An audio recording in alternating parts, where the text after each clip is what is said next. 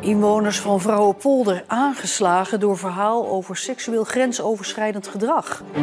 Het gaat om gedrag van kinderen uit het dorp onder elkaar. Er zijn geen volwassenen bij betrokken. En verder in deze Zeeland nu. Doden bij botsing op N57. En opgroeien in Zeeland kleurde zijn leven.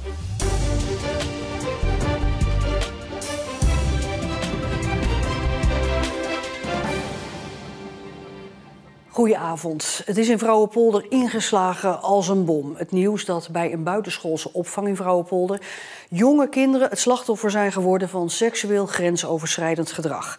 De gemeente heeft dit zaterdag in een persbericht en in een brief aan de ouders laten weten.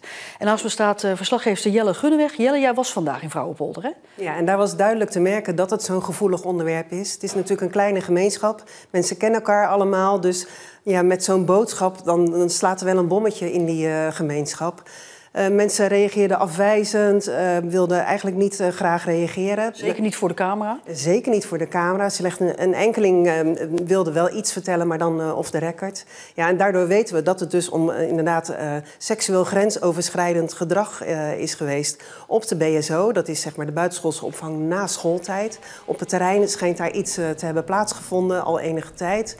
Waarbij meerdere kinderen zijn betrokken en waarbij eigenlijk nog steeds onduidelijk is wat nou precies, want dat is nu onderwerp van onderzoek. Ja, want inderdaad, wat is daar precies gebeurd? Je zegt het gaat om meerdere kinderen. Hoeveel kinderen? Is dat al een klein beetje duidelijk? Nee, dat is dus nog niet duidelijk. Wel dat het inderdaad om meerdere kinderen gaat. Kinderen van echt jonge leeftijd, basisschoolleeftijd. Waar ook groep 6, hè? Dan gaat het om kinderen leeftijd 9 à 10 jaar? Ja. En er zijn ook nadrukkelijk geen volwassenen bij betrokken. Dus het gaat echt om die kinderen onderling. Als je dan kijkt, kinderen in deze leeftijdsgroep, dan wordt er dus strafrechtelijk niks mee gedaan. Nee, daar zijn ze echt wel te jong voor. Wat er wel gebeurt is dat er heel veel hulp natuurlijk is ingeroepen. GGD, gemeente, maatschappelijk werk. Politie is erbij betrokken vanwege de expertise op dit gebied. Er is een noodnummer waar mensen 24 uur per dag naar kunnen bellen. En ja, de gemeente hamert nadrukkelijk op de rust bewaren en de hulp aan de kinderen, dat die voorop staat. Jelle Gunneweg, dank je wel. Het idee was zo mooi. Zelf kiezen welke zorgverzekering bij jou past en die dan afsluiten. En zo dus alleen betalen voor wat je nodig hebt. Maar de praktijk is weerbarstige. Ruim 60% kan een goedkopere, praktisch soortgelijke verzekering afsluiten. Maar doet dat niet en loopt zo per jaar zo'n €100 mis. Ook in Zoutelanden steken voorbijgangers niet echt veel tijd in het uitzoeken. Nee, ik zoek het eigenlijk helemaal niet uit. Wij zijn bij de Friesland wij komen uit Friesland en we dus doen de Friesland. En die doet mij altijd een heel goed aanbod. Dat hebben wij 2 jaar geleden wel gedaan, ja. En daarom zijn wij bij degene uitgekomen waar we nu bij verzekerd zijn. En dat is ook een stuk goedkoper? Wel voor ons pakket. Nee. Het is nergens op gebaseerd, maar ik heb het idee dat ik bij de goeie zit. En dat is ook een beetje wegens mijn oude werkgever. En nee, maak me er verder niet druk om. Ruim 60% van alle Zeeuwen die een zorgverzekering hebben, kunnen daar per jaar €103 op besparen door simpelweg een andere basisverzekering af te sluiten. Een bijna gelijke verzekering, maar een goedkopere dus. Ze doen het niet, want ze vinden het moeilijk om de verschillen te snappen en de beste passende zorgverzekering te kiezen. Dat blijkt uit het onderzoek van de Autoriteit Consument en Markt en de Nederlandse Zorgautoriteit. Ja, en naast mij staat verslaggever Marieke Kerklaan. Ja, te ingewikkeld, te lastig. En ja, zo lopen Zeeuwen dus best wel wat geld mis. Wat zegt het rapport daarover? Zeker. Wat het eigenlijk heel simpel zegt, het moet makkelijker gemaakt worden. Het moet simpeler worden uitgelegd. En ook de verschillen die er dan mogelijk zouden zijn tussen die verzekeringen, die zouden beter moeten worden aangegeven. Wat zeggen de verzekeraars over dit rapport? CZ is de grootste verzekeraar, de grootste zorgverzekeraar hier in Zeeland. Die wilde niet voor camera reageren, maar heeft wel een schriftelijke reactie afgegeven. CZ heeft vragen bij het onderzoek. Er is vooral gekeken naar het aanbod van natura- en restitutiepolissen en natuurlijk naar de hoogte van de premie. Maar niet naar andere, ook relevante zaken, zoals de manier van dienstverlening rond een polis en dingen zoals speciaal op jongeren gerichte polissen. Verder signaleert het rapport vooral zaken die voortkomen uit de marktwerking waarop het zorgverzekeringsstelsel is gebaseerd. Kortom, hoe het geregeld is in Nederland. Als de Nederlandse Zorgautoriteit en de Autoriteit Consument en Markt vinden dat het anders moet, dan kunnen zij als toezichthouders ingrijpen. Individuele zorgverzekeraars hebben daartoe veel minder mogelijkheden. Ja, de CZ zegt, nou ja, dat gaat niet over ons, hè, dus wij gaan er niks aan doen. Wat zeggen andere betrokkenen? We hebben gesproken met de ouderenorganisatie, de AMBO. En die zegt eigenlijk van, ja, we moeten toch zelf ook aan de bak. Wacht daar niet mee tot in eind het jaar. Maar ga op tijd op zoek en ga er op tijd ervoor zitten. Dus bijvoorbeeld al in de zomer. En als je er veel de tijd voor neemt, dan kun je dus ook inderdaad goed uitzoeken welke verschillen er zijn. En dan kom je waarschijnlijk dus ook beter uit bij zo'n goedkopere verzekering. Maar heel kort, hè, omgerekend. €100 per jaar, dat is €8 per maand. En mensen denken, moet ik dan in de zomer me nog al in gaan verdiepen?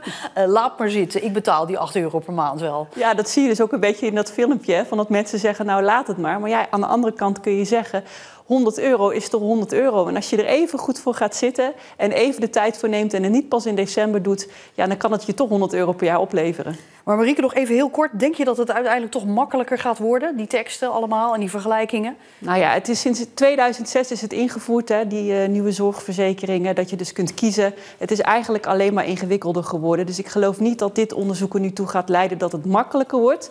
Maar het geeft wel aan dus dat je geld kunt besparen. En ik denk dat het daarom eigenlijk alleen al goed is dat het onderzoek is gedaan. Marieke, dankjewel.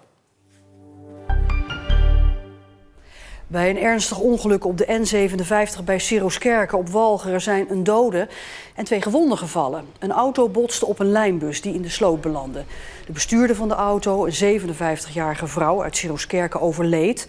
De 2 gewonden vielen in de lijnbus. De brandweer moest een deur openbreken van de bus om de inzittenden te bevrijden. Volgens de veiligheidsregio zaten er in totaal 7 mensen in de bus. Er is de afgelopen 12 maanden veel minder ingebroken in onze provincie, blijkt uit een onderzoek van de gezamenlijke regionale omroepen. In Zeeland is er zelfs sprake van een afname van bijna een kwart. In totaal laten politiecijfers de afgelopen maanden zo'n 260 inbraken in Zeeland zien. En ook zijn er bijna 90 pogingen tot inbraak gemeld. Goes en Ierseke blijken de plaatsen waar inbrekers het vaakst toeslaan. De politie heeft vannacht een aantal losgebroken paarden van de A58 gehaald bij Sier Arendskerke. De paarden, 2 oudere paarden en een jonger dier, liepen over de weg in de buurt van tankstation Selnisse. En het lukte de agenten om de paarden bij dat tankstation uiteindelijk van de weg af te halen. En de dieren zijn inmiddels weer bij hun eigenaar. De Zeeuwse jaren 1962-1969. Zo heet deel 3 van de memoires van cabaretier en schrijver Freek de Jonge. Het boek dat deze week uitkomt. Het boek begint in 1962 als het gezin de Jonge vanuit Zaandam volkomen onverwacht naar Zeeland verhuist. Het overviel me een beetje. Opeens hadden mijn ouders, tenminste mijn vader, die had gesolliciteerd in Goes naar het godsdienstleraarschap aan het Christelijk Lyceum voor Zeeland. En wij werden daar als kinderen niet in gekend. Hè. Tegenwoordig wordt het eerst aan de kinderen gevraagd en als die nee zeggen gaat het niet door. Maar dat is, opeens zaten we in een vakantiehuisje in Breezand. Ik was 18, hè. Ik had eigenlijk al lang moeten studeren, zoals dat gebruikelijk was in ons gezin. Maar ik was 3 keer blijven zitten, of 4 keer eigenlijk. Ik ben in de eerste 2 keer tweede en in de derde. Dus ik kon in Zaandam sowieso ook nergens meer naar school, want ze wilden mij natuurlijk niet hebben. En mijn vader ging hier, dus onder zijn vleugels wilden ze me dan hier toelaten en kon ik het nog weer eens proberen. Hoe was die middelbare schooltijd hier in Goes? Geweldig. Ik moest natuurlijk aanvankelijk wennen, maar we liepen zo van die vierkantjes om de school heen. En al gauw had ik een meisje op het oog waar ik dan zo een beetje achteraan liep. En die bleek een half jaar later naast me te wonen in de Beatrixlaan. Zij woonde in de Tulpstraat. Ja, dat liep op, dus daar had ik natuurlijk ook de leeftijd voor, dat kwam er allemaal bij. Met een brommer hoefde ik niet aan te komen bij Tanja. Zeker niet met deze. Zij was meer van de open sportwagen. Waar ging ze heen op de fiets? Het was tussen ons nu zo vaak uit geweest dat het ieder moment weer aan kon gaan. Uiteindelijk heb je het gehaald, je HBS-diploma, en toen wist je ook niet hoe gauw dat je weg moest komen uit Zeeland. Nou, ik had natuurlijk die ambitie en die is eigenlijk die is hier eigenlijk niet kapot gegaan, die is alleen maar gegroeid. En ik wist heel zeker als ik het in Amsterdam, zoals New York, New York.